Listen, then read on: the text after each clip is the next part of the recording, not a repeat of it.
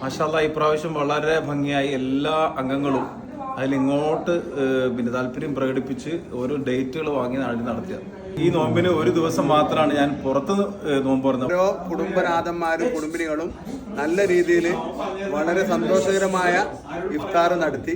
നമ്മുടെ ഈ വർഷത്തെ നോമ്പ് തുറ വളരെ വ്യത്യസ്തമായ വിഭവങ്ങൾ ഒരുക്കാൻ എല്ലാ കുടുംബങ്ങൾക്കും സാധിച്ചിട്ടുണ്ട്. പ്രാവശ്യത്തെ നോമ്പറ അൽഹംദുലില്ലാഹ് വളരെ വ്യത്യസ്തമായ ഒരു അനുഭവം.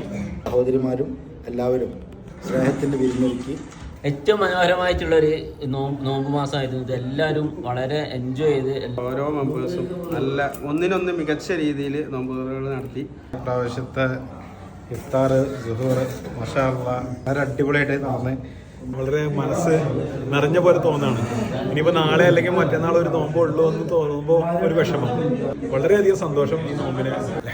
അൽഹംദുലില്ലാ ഈ റമദാൻ വളരെ സന്തോഷകരമായി കടന്നുപോയി.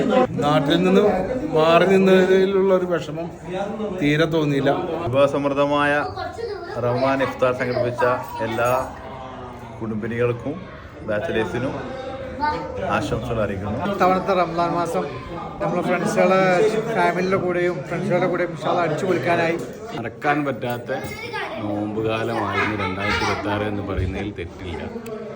വളരെ അടിപൊളിയായിരുന്നു. എല്ലാ ദിവസവും വ്യത്യസ്തമായ നോമ്പുകൾ സംഘടിപ്പിച്ച് പ്രാവശ്യം ഓരോ വീട്ടിലും നോമ്പ് തുറന്നുകൊണ്ടേ എൻ്റെ ഇപ്പോൾ സോഷ്യൽ മീഡിയയിലൊക്കെ ആൾക്കാർ ചോദിക്കുന്നത് വീട്ടിൽ ഒരു ദിവസം നോമ്പ് തുറന്നുകൂടെയെന്ന്. മാഷാഅല്ലാഹ് ഇത്തവണ ഇഫ്താർ അടിപൊളിയാണ്.